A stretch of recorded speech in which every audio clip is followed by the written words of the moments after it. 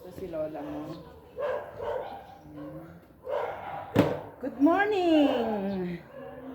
Magandang umaga po sa ating lahat. Napakaganda yung panahon. Ayoko ng sobrang mainit.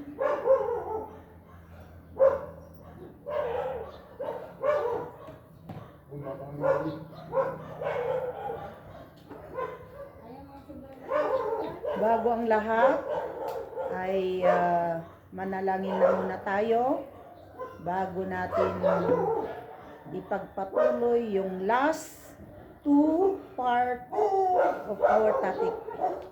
Kaya magsagan-sagana na si Pastora Lady. Isang buwan din na Sunday. Panginoon, maraming salamat po Diyos sa araw na ito. Maraming salamat po God Lord sa iyong paggabay sa lahat ng bendisyon, Father. At maraming salamat Panginoon sa magandang panahon, O Lord God, na tinatamasa namin, Father. Lord, salamat sa paggabay mo sa aming pagtulog at naggumising kami, O God, na may galak at kapayapaan, Father. Kaya sa oras na ito, Panginoon, muli, O God, ay tinataas namin yung dakilang pangalan na Lord, na kami ay makipagniig sa iyo, Father, O God, sa maghapon na ito. Tunay nga, Lord, na ang pagtipon-tipon na ito, O God, sa kadahilanan, O God, sa iyong dakilang pag-ibig, Father. Kaya sa oras na ito, muli, O God, saliksikin mo ang bawat puso namin. Linisin mo kami, Panginoon, sa aming karumihan. Lahat ng aming pagkakasala, Father. Ito man ay sinadya o hindi sinadya, Panginoon, patawarin mo kami upang sa ganun, Lord, ang banal na Espiritu ay malayang kikilos sa aming kalagitnaan, Father. Kaya Lord, hayaan mo, Panginoon, na yung presensya, O God Lord, ay narito upang sa ganun, O God Lord, ay namnamin namin, O God Lord, ang pagsamba, pag-aawit at pag-aaral ng iyong salita sa oras na ito.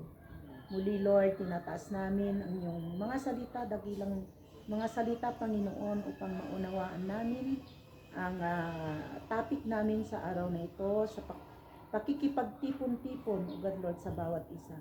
Yes. Lord, sinabi mo nga na napakahalaga ang pagtipon-tipon, ang rest day na ibinigay mo sa isang araw. Sa 7 araw na sa isang linggo, Panginoon, ay meron kang inilaan para sa amin, O God Lord, sa pagtipon-tipon sa iyong pangalan, Panginoon. Kaya Lord, tinataas namin ang araw na ito na kami, O God, ay matagumpay na magtatapos ng aming aral sa araw na ito, Panginoon. In Jesus' name we pray. Amen. Amen.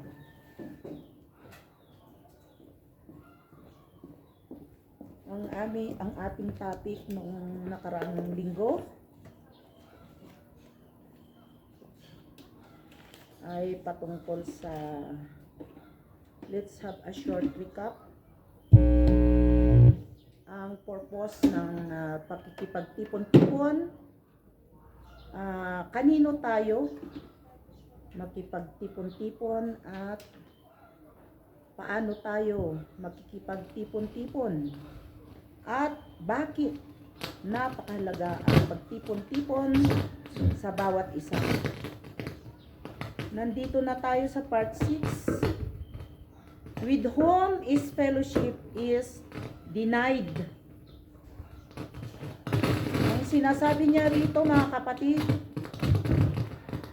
bakit kanino tayo hindi dapat na makikipagtipon.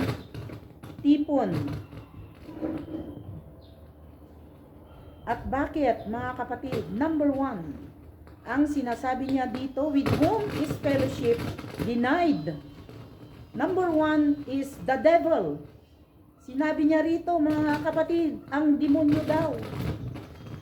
Huwag daw tayo makipagniig sa demonyo. Ito ay pinagbabawal ng ating Panginoon. God denied by being fellowshipping with this devil. Sa 1 Corinthians 10:20 states, I would not that ye should have fellowship with the devils. Sa Tagalog, mga kapatid, basahin po natin. Hindi. Sabi niya rito, mga kapatid, sa 1 Corinthians 10:20, sinasabi ko na ang mga bagay na inihahandog ng mga pagano ay kanilang inihahandog sa mga demonyo at hindi na sa Diyos. Good morning, brother Randy.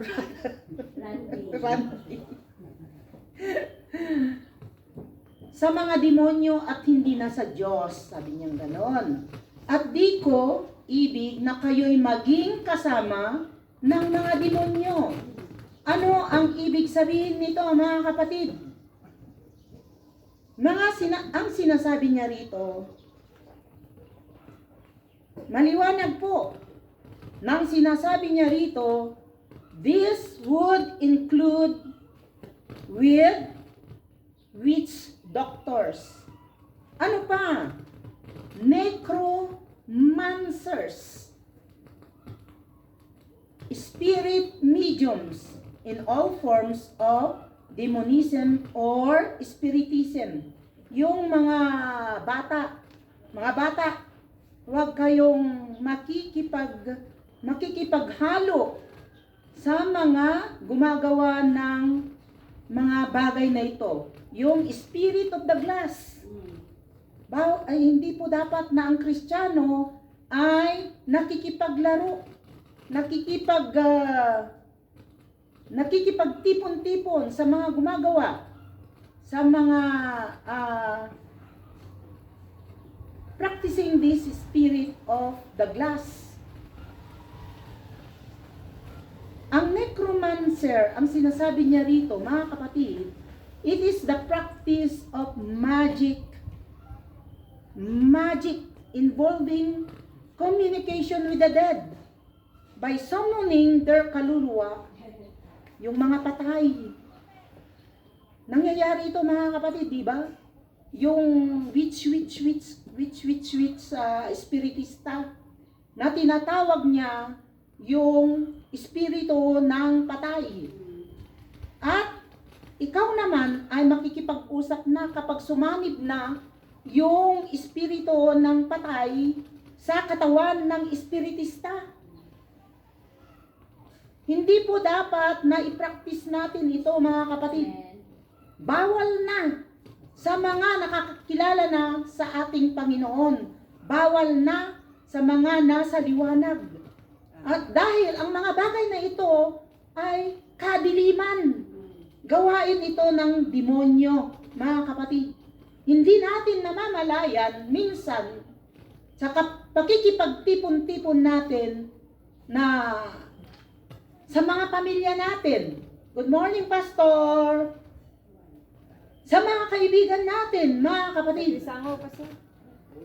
Lalong-lalo na, ang mga kaibigan na ito ay hindi natin alam yung mga gawain nila. Meron pa yung mga gawain ng mga kabataan ngayon, yung naglalaro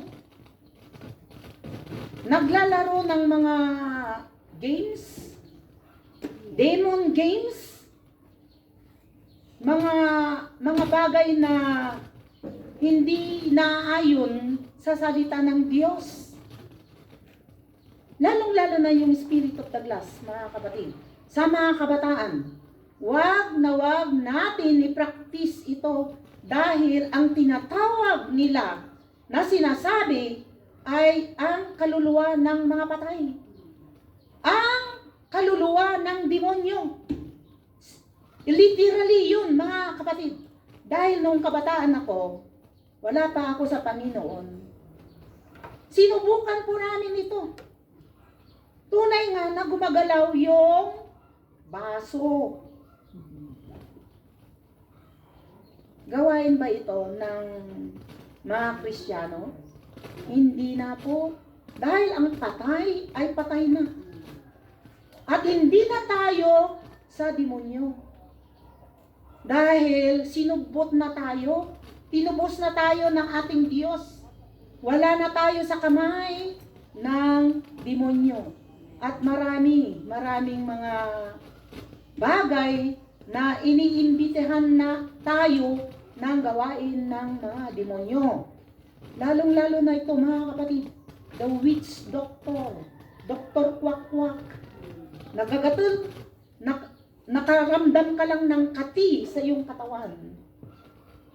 Sinasabi mo na naggamod-gamod kan at tumatakbo ka na sa witch doctor.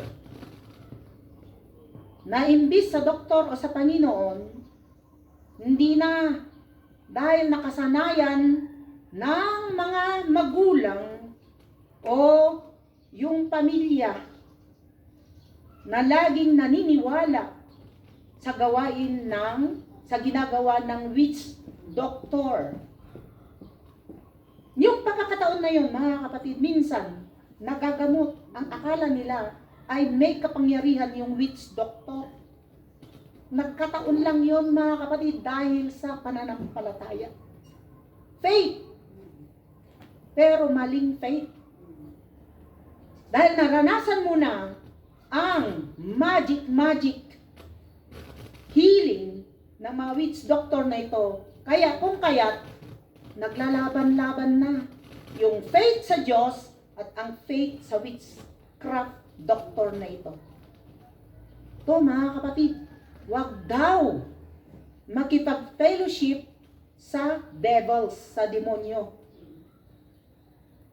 Wag na tayong makihalubilo sa mga gumagawa ng mga ito mga kapatid. Number 2, the unfruitful works of darkness. Basahin po natin sa Ephesians 5:22 at saka sa John 3:19. Sa Tagalog, sinasabi niya rito, mga kapatid,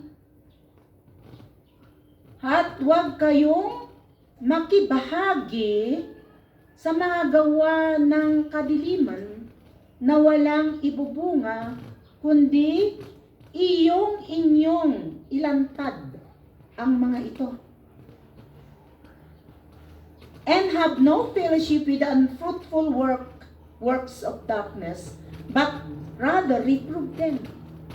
This would include, ito na mga kapatid, this would include nightclubs, liquor sessions, criminal gangs, atheist club, communist, and other group. Meron pumunta dito mga kapatid, yung singer, yung mga group of singers na tinawag nila yung grupo nila na Illuminati. Yung group na yon mga kapatid. Good morning, Sister John, na Illuminati. Kaya, sinubok nilang mag-concert dito sa Baguio, mga kapatid. Itinatawag pa lang nila sa radyo, marami ng mga Kristiyano na nag-oppose. Kaya yung araw na linggo na yon, last month, ay sinabihan ko si Brother John. Brother John, sabihin mo sa pulpit na merong Illuminati concert dito sa Baguio. Pagsabihan mo yung mga kabataan na huwag makihalubilo sa concert na ito. Dahil ang itinataas ng Illuminati concert na ito ay ang demonyo, hindi ang Diyos. Pakinggan po natin yung mga kanta ng mga Illuminati singers. Illuminati singers. Alam nyo, yung rock na yon, ang sinasabi niya, tinataas niya, ay ang demonyo. 666. Kaya, mag-ingat po tayo, mga kabataan. Lalo na itong mga kabataan natin.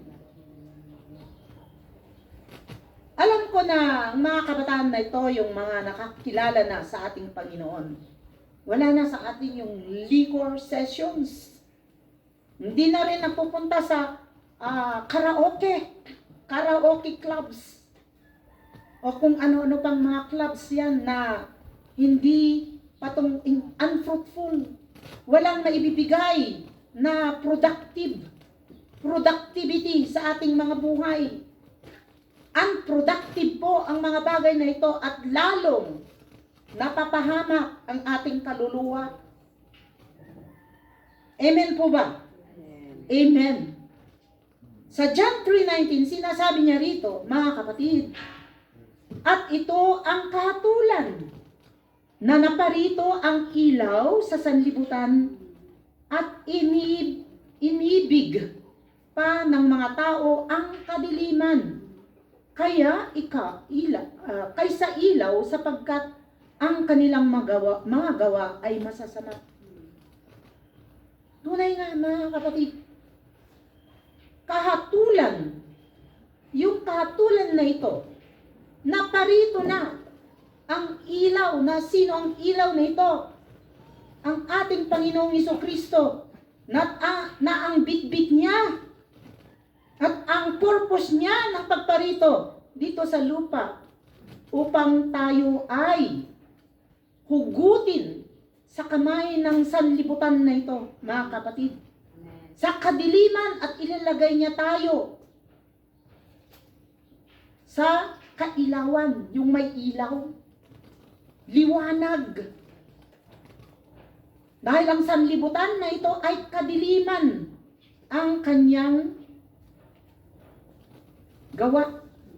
Yung mga masasama, lahat ng masasama ay gawa ng kadiliman. At tayo ay hinanguna ng ating Diyos na ang ating Panginoong Jesucristo sa liwanag. Kung kaya't hindi na dapat natin na subukan na makibahagi sa gawain ng mga ito dahil walang kabuluhan. Magiging unproductive po tayo. Apay nga ungor. Gurgurod. Dita mic grounded si Yung mic grounded. Yung bibig ko ay grounded.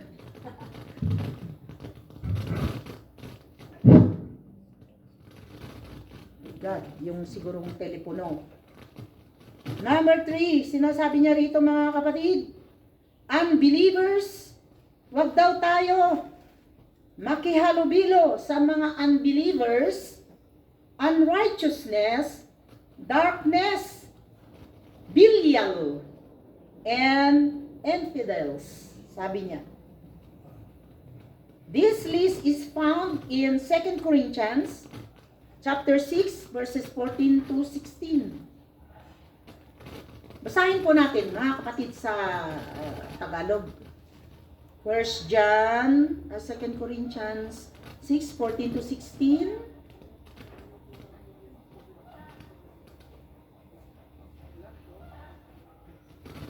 Pakibasa Sister Mel sa Tagalog. Pasensya, Pastora. Wala akong Tagalog. Pastora Lady. Ilocano. Sige. 2 Corinthians chapter 6, 14 to 16.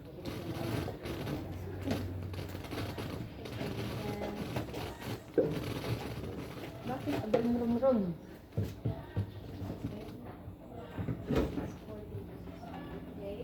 Sabi dito, saan kay ang makikadwa iti sangon kadagiti saan ang mati, saan niya ti pakikadwan yung teg na kilo.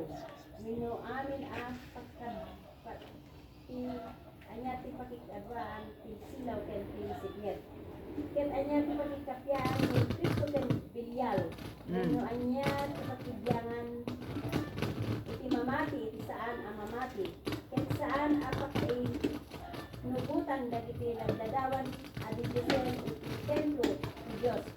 Tada tayo templo ni Dios at si Bibiyas akas magtiman natin Dios ang balay to kadakwada ket magnato kadakwada ket sakto ti Dios da ket ito lang to dagiti umili ito. Amen. The unbelievers, amo tayo dagi unbelievers yahang nga mamati. Iti Dios. Ang mamati ti Dios. So nga dapat nga tayo nga kanayon nga makikadkadwa kadagitoy. Ada iti question ni Brother Randy, apay nga mabalin nga tipon-tipon iti unbelievers. Nasagot na po yon mga kapatid. Na ang sabi natin noong nakaraan, pwede tayong makihalubilo sa mga hindi nananalig sa Diyos, pero hindi po tayo dapat na makiayon sa kanilang masasamang ginagawa. Amen. Kundi tayo ang dapat na magiguyod kinyada nga dapat nga tayo ang kanilang naakay sa kanilang mga gawa. Kundi tayo ang dapat na mag-akay sa kanila. Dahil ang pangangalakay ay nagsisimula sa pakikipagkaibigan. 100% po yun, mga kapatid, na strategy ng pangangalakay. Na pakikipagkaibigan na muna. Ipakita natin yung kagandahang loob. Yung kindness. Your character is the living testimony sa mga unbeliever. Amen po ba? Number 2, the unrighteousness. Yung mga walang kabanalan. Hindi tuwid. Hindi matuwid. Dahil ito'y punong-puno ng kasuwayan. Natangkan ti ulo. Lablabalan na amin ti magulang, kaibigan, kapatid. So nga hindi dapat na makihalubilo sa unrighteousness. Number 2, wag daw makihalubilo sa mga nandun sa kadiliman. Na-explain na yan. Itong bilyal, ano ang ibig sabihin nito? Referring to the biblical character that signifies something evil. Yung bilyal ay, ang karakter ng bilyal na ito ay nababanggit sa Old Testament at saka sa New Testament, mga kapatid. Wicked or worthless ang mga ito, mga kapatid. Ito ay isang diablo, devil, simbolo ng kasalanan at pagkakasala. We should not be in agreement with Belial. Myth, yung mga myth. Maraming secular sect ngayon, mga kapatid, na myth, hindi yung tunay. Hangapod-podno nga isamsambada. Belial, tinawag na Belial. Simbolo ng kasalanan. Hindi naniwala sa Diyos ang mga ito. Mga taksil, mga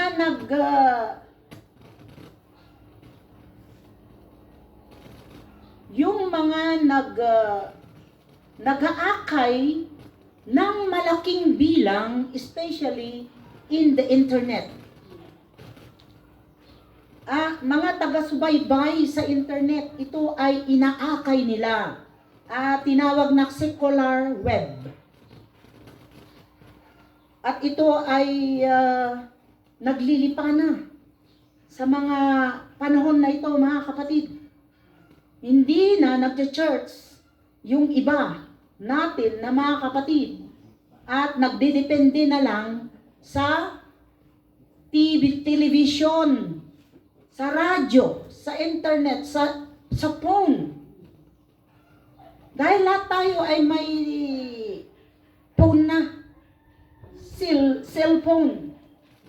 Mabiit lang nga pindu-pindudan, hanak lang ang churchsan.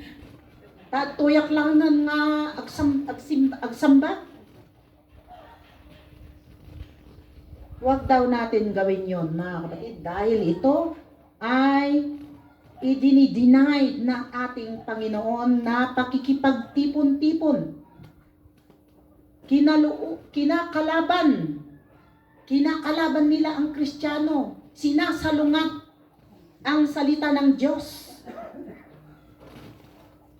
Marami ito, mga kapatid, na sinasabi na ang ating Panginoon Jesus lang ang appointed Son. Pero may myth na nagsasabi na I am the appointed Son. Ako ang second Jesus Christ. Sinasabi niya na ganito, na kung wala yung perma ko, hindi ka makakapunta sa langit. Pag sinabi ko na stop, stop, nasaan na siya ngayon? Ayaw ng ating Diyos yung mga lumalapastangan sa kanilang mga salita. Dahil may karma, may pupuntahan. Omit the word karma. Ang Diyos ay nagagalit kung iyon ay nilalapastangan natin. Ano ang nangyari sa mga tao na nagsasabi? Nilalapastangan nila ang pangalan ng ating Panginoon. Nasaan na sila ngayon?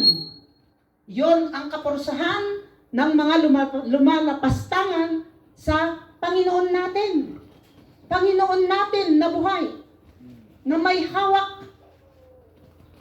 hawak ng ating buhay na walang hanggan. Matakot po tayo. Huwag nating lapastangan ang ating Panginoon, lalong-lalo na ang banal na Espiritu. Dahil pag nilalapastangan natin ito, nag-grave po ang banal na Espiritu, at ang mahirap kung ito ay papalayo na sa ating buhay. Wala nang mag-guide sa atin. Mapapalitan na ng kamunduhan. Kaya wag, mag-ingat po tayo, mga kapatid. Ang sinasabi niya pa rito, mga kapatid, we may have business relation with unsaved people, but not spiritual fellowship. We must witness to the unsaved, but not enter into their wicked deeds. Kaya napakainam po, mga kapatid, ang nag-aaral sa salita ng Diyos, dahil minsan hindi po natin namamalayan yung nakikihalubilo po tayo sa mga hindi natin kakakilala, sa mga grupo, sa mga association. Pero dapat mag-ingat po tayo na hindi natin maiiwasan minsan ang makikipag-associate, makikipag-grupo, makipagtipon-tipon. Pero ang sinasabi ng ating Diyos, dapat tayo ang siyang mangalakay sa kanila sa liwanag. Hindi po tayo ang maakay sa kanilang mga masasamang gawa. With whom may I have fellowship? Fellowship is best and sweetest with those who share our evangelical Christian faith. Sa mga birthdays, sa mga events, birthday party, kung ano-anong party dyan, mga kapatid, na hindi natin maiiwasan na parte ng pamilya, parte ng grupo, pero ipakita natin na tayo ay anak ng Diyos. Huwag tayong mahiya, huwag tayong matakot na tatayo sa harapan. Kung ikaw ay sinabihan na manalangin, manalangin ka at i-represent natin ang pangalan ng ating Panginoong Kristo. Amen po ba? Amen. And sharing the good news. Part 7 na tayo, mga kapatid. Results of Christian fellowship. Ano yung mga resulta? Ano yung magandang bagay na naibibigay ng pakikipagtipon-tipon? Number 1, we learn to walk in the light in obedience to the Lord's will. 1 John 1:7. Sa Tagalog, ngunit kung namumuhay tayo sa liwanag, tulad ng Diyos na nasa liwanag, may pagkakaisa tayo.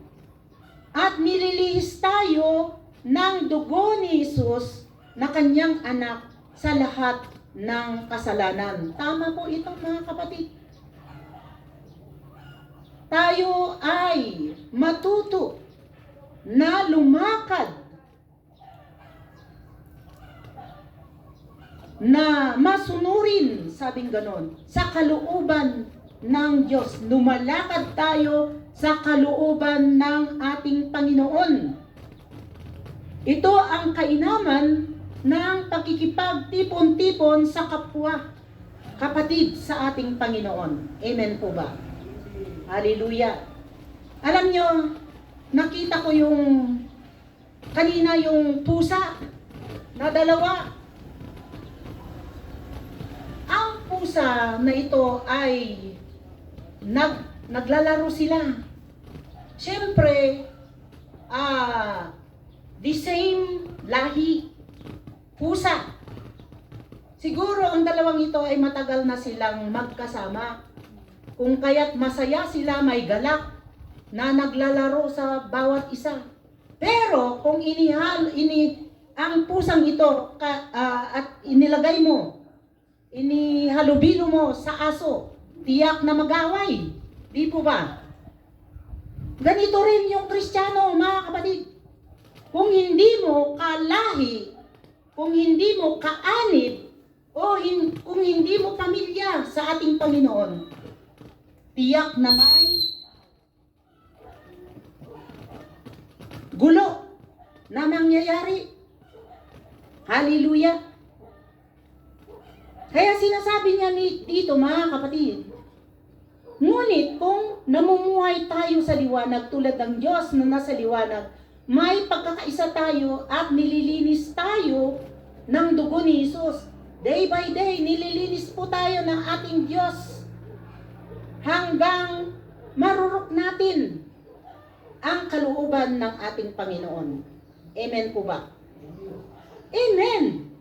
Dahil minsan hindi po natin namamalayan na hindi na pala tayo na gumagawa sa kalooban ng ating Diyos. Sursurutan tayo, di sarili tayo nga will. Sinusunod natin ang sarili natin.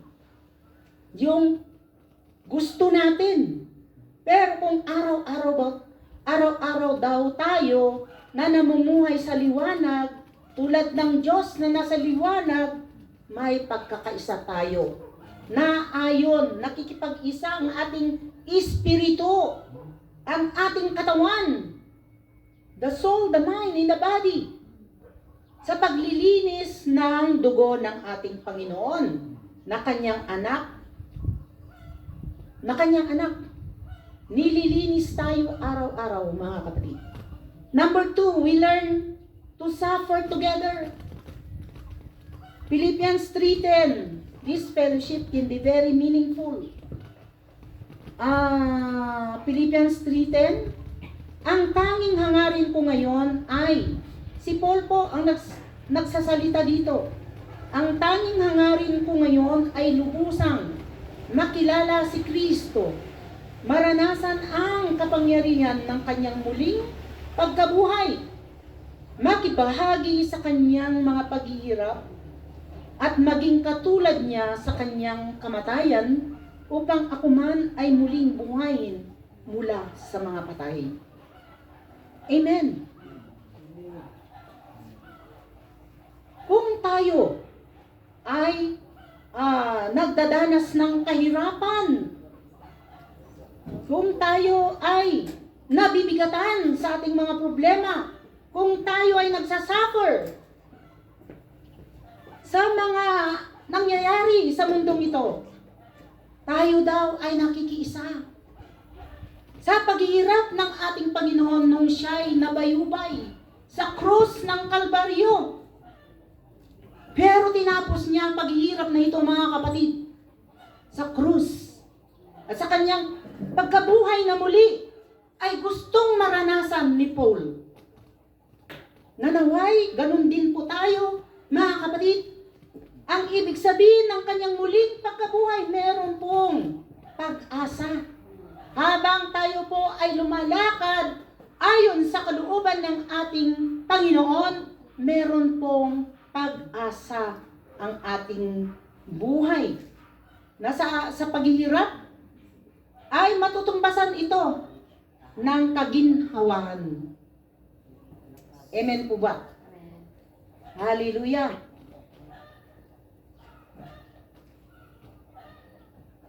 Number 3. We learn to serve together. Colossians 4:7. Si Tigiko or Tychicus, Tigiko, kuna natin Tagalog, ang magbabalita sa inyo tungkol sa kalagayan ko rito. Ni Paul Manan, dagsasaw dito eh. Siya ay minamahal naming kapatid, tapat na lingkod at kamanggawa sa Panginoon. No, at dati pag kanayon ka nga makitipon-tipon, makikipag-fellowship, ket adadi just serving one another. Ket ni Paul, it is that time, ket nakabilanggo, di po ba? Nakabilanggo siya at wala siyang panahon na makipag-fellowship o makipagtipon-tipon. Wala siyang oras, wala siyang panahon dahil nakabilanggo, wala na siyang physical appearance. Kaya yung mga servant, fellow servant, ang kanyang inuutos na puntahan ang mga kapatiran na ito upang sila ay pagsilbihan. Sharing the Word of God. Sharing the good news. Di po ba? We learn to serve together.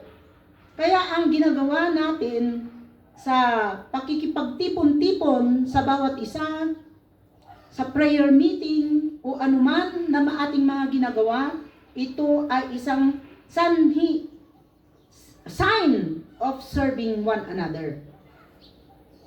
Hindi po tayo yung boss na sinisilbihan. Tayo po yung servant. We are the servanthood na magsilbi sa bawat isa. Number 4, we learn to comfort one another. There's this 1 Thessalonians 4:18, by sharing the word and experiences. 1 Thessalonians 4:18, kaya nga palakasin ninyo ang loob ng bawat isa sa pamamagitan ng mga ito. Therefore, encourage one another with this work.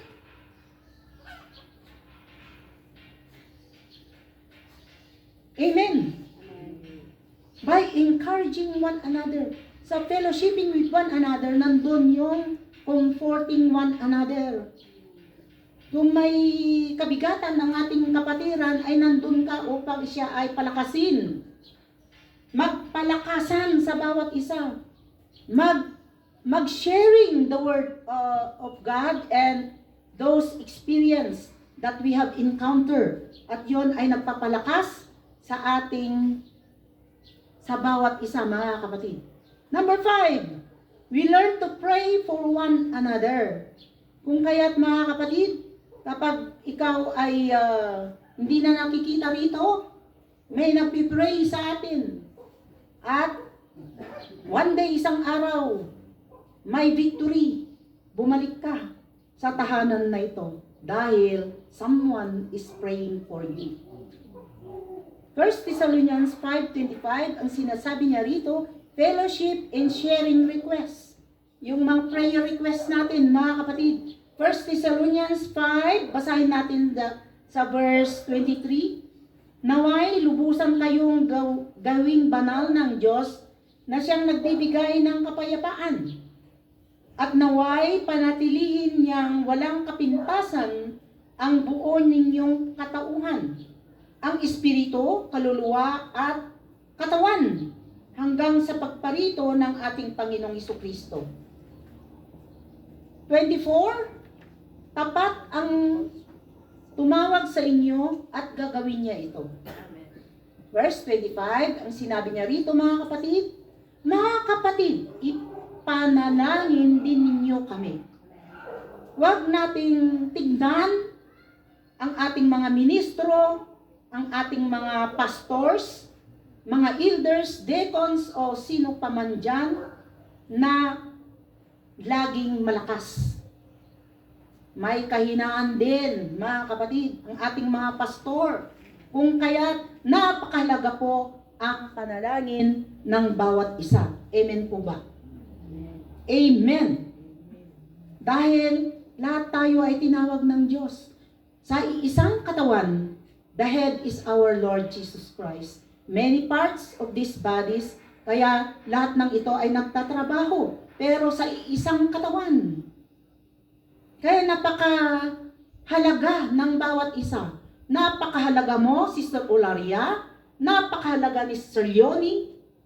Napakahalaga po si Mami. At mga kabataan, dahil ang sinasabi niya rito, mga kapatid, dahil napaka-importante po ang panalangin ng bawat isa. Kung kaya't nandito na ang ating kapatid na Sister Jonah dahil sa ating mga panalangin. Amen. Number 6, we learn to bear one another's burdens. Galatians 6:2, sharing joys and sorrows. Galatians 6:2, magtulungan kayo sa pagbuhat ng pasanin ng bawat isa. Sa gayong paraan ay matutupad ninyo ang kautusan ni Kristo. Noan niya ti kabigatan ng iglesyang ito, kailangan na magtulungan sa pagpapasan sa kabigatan ng church na ito dahil, mga kapatid, kung nag-iisa lang si Pastor Rosalie, hindi niya kaya ito, mga kapatid. Kailangan niya tayo, lahat tayo ay papasan sa lahat ng pangangailangan ng gawain na ito.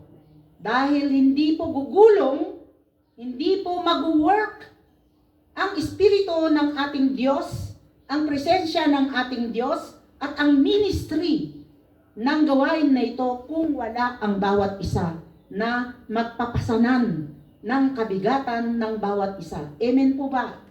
Amen. Naintindihan po ba natin? Number 7, we learn to rejoice with the joyful. Romans 12:15, makigalak kayo sa mga nagagalak at makitangis sa mga tumatangis. Rejoice with those who rejoice, mourn with those who mourn. Yung mga magkakapatiran lang ang may damdamin na ganito, mga kapatid. Dahil kung ang isang kapatiran natin ay matagumpay, especially spiritual matter, nakikigalak tayo, especially yung meron siyang ipinapanalangin na matagal na. At nag-response ito sa pamagitan ng ating Panginoong Jesucristo at sa gawain ng banal na Espiritu at na-save. Isang kagalakan, isang katagumpayan ng pamilya ng Jesus Loves You. Amen po ba? Hallelujah. So this, kung nagre-rejoice tayo dito, mas po na nagre-rejoice ang angels sa heavens po. Amen po ba? Yung pagtangis, especially yung nawala na, yung namatayan, yung mga may sakit, nandun po yung bearing one's another burdens. Hallelujah. And rejoicing, those who rejoice, and a joyful heart. Sa mga kapatiran natin na may victory report sa mga buhay nila. Number 7, we learn to rejoice with a joyful heart. Romans 12:15. Ay, tapos na ito. Number 8, we grow in growth for the Lord. Tapos na yung si Pastor Leti, yung number 7. We learn to rejoice with the joyful. Romans 12. Romans 12:15. 12:15. Number 8, we grow in glow for the Lord. 2 Peter 3:18. We give and receive reciprocal blessings. Sa halip, patuloy kayong lumago sa kagandahang loob ng ating Panginoon at tagapagligtas na si Jesucristo at sa pagkakilala sa Kanya. Sa Kanya ang kalwalhatian ngayon at magpakailanman. Amen. Amen. Ang pakipagtipon-tipon, mga kapatid, yon ay nagdi-develop ng growth, maturity for the Lord. At pag tayo ay laging nakikipagniig o nakikipagtipon sa ating pamilya, sa Panginoon at sa ating Diyos, ay meron pong liwanag na nagugulo po ang ating buong buhay na nakikita ng kapaligiran. At ito ay isang sinyalis din na we are the living testimony. At sinasabi niya rito, we give and receive. Kailangan na huwag ipagkait kung ano yung nalalaman natin para sa mga hindi pa nakakilala sa ating Panginoon. And we receive daw. Mas maganda yung give ng give kaysa yung receive ng receive. Pero sinabi niya rito, mga kapatid, we give and then we receive. Ang alam ko yung receive sa Diyos na yon. Siya na magbibigay sa atin ng mga blessings, kung ano man yung naibibigay mo sa ating Panginoon, yung naibibigay mo sa gawain na ito, yung nagagawa mo sa ating mga kapatiran. So, that is the 8th result of Christian fellowship. Yung naibibigay na beneficial sa atin, mga kapatid. Conclusion na tayo, begin the day with fellowship. Dahil ito ay isang napakahalaga sa buhay natin, mga kapatid. Dahil kung walang fellowship, hindi ko makikilala ang bawat isa. Amen. Nakilala mo ang ating Diyos pero hindi ka nagpatuloy sa halubilo sa ating mga kapatiran. Paano mo makilala si Sister Olaria, Sister Yoni? Nagabo tayo sa basabali nga tribes nga magulang, sa basabali nga lahi, pero dahil sa pagtipon-tipon tayo ay nagkakaisa, nagkakakilala. Kaya napakabuti po at napakainam ang pagtipon-tipon sa pangalan ng ating Panginoong Hesus Kristo. Dahil may mainam at kasaganahan na benepisyo na natatanggap natin sa ating Diyos na buhay. Amen po ba? So, ito po ang ating napag-aralan about the fellowship. Napakahalaga pala ang fellowship dahil no man is an island. Kailangan natin ang ating mga kasakasama sa buhay. Hindi po literal. Spiritual po. Napakalaga po ang may kasakasama spiritually. Amen. Ganon din Kung sa- literal, Ganon din sa literal.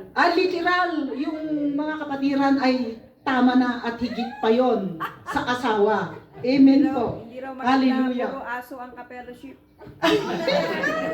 Di ba yun, pag nagagalit ako, hindi niya ako susumbatan. Hindi matitisod. Hindi matitisod. Kahit na pagalitan ko sila, paluin, ay hindi sila marunong magsumbong dito sa church. Ay amom ko na di aso, umay dito eh.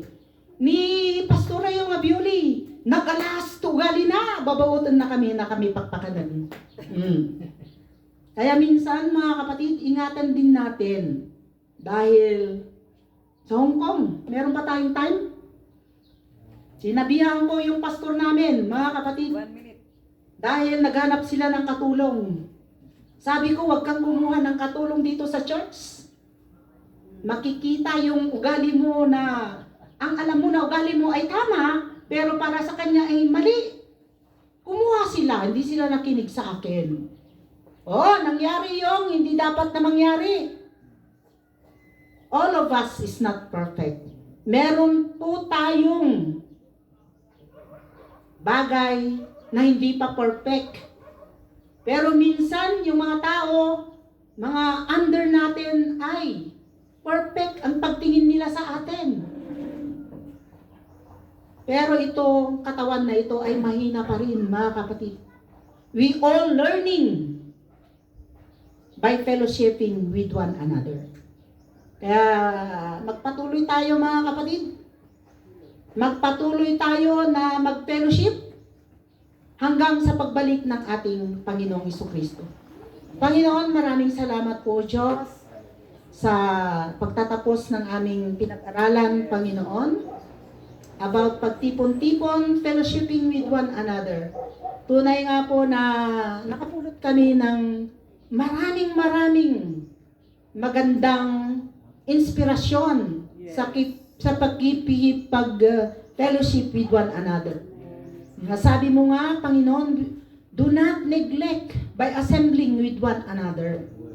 Tunay nga po, Panginoon, na napakahalaga po yun, Lord.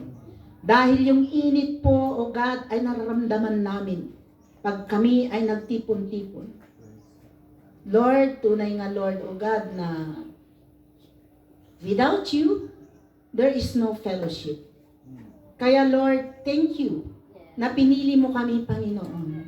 Thank you for this family, Father, na nakakilala kami, Panginoon, na higit pa sa tunay namin na pamilya, Father.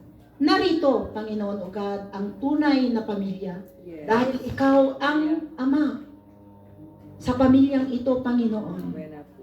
The perfect Father. Naramdaman namin ang tunay na pag-ibig, comfort, at lahat, O God, Lord, ng kasaganahan na hinahanap ng bawat isa, Father. Hindi mo kami nakakaligtaan, Father God. Kaya salamat, Ama, O God, na kami, O God, Lord, ay pinagtipon-tipon mo kami bilang isang pamilya kahit kami ay galing sa iba't ibang lahi, Father God. Status sa buhay, Father.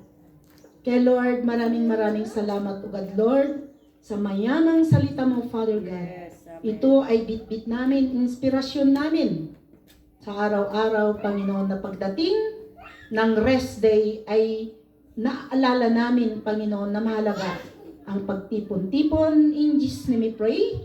Amen and amen. The question? Nalipatan niya question. Sumbatan ni Pastor Rosalie. Maliwanag po.